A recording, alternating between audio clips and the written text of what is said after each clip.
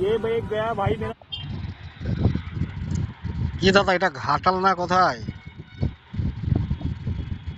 এগুলো তো পশ্চিমবাংলাতেই হয়, তাই না? অন্ধভক্ত। এ- এটা দিল্লি।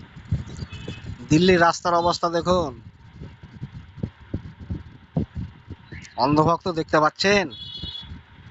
দেখুন, যারা অন্ধভক্তগুলো দেখুন দেখুন, বিজেপির শাসিত রাজ্য। उसकी मदद करने। ये पूरा तालाब है आगे तक, रोड जो है।